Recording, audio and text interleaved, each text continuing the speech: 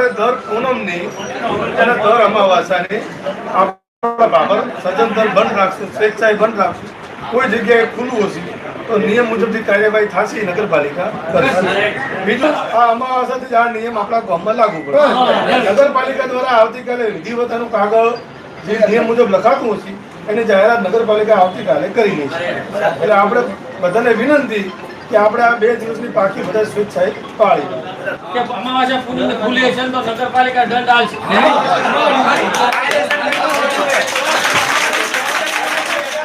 વેપારીઓ અને મહેતાઓની મિટિંગ કરી કે સ્વેચ્છાએ બધા એવું નક્કી કર્યું કે દર અમાવાસ્યા અને પૂનમ આ 2 દિવસ સમસ્ત ભાભરો બંધ રહેશે અને એની અમલવારી આ અમાવાસ્યા આવે ત્યારથી એની અમલવારી થશે.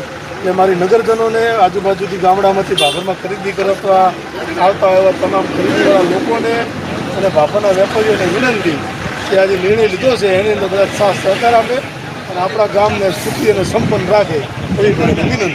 બરાબર છે.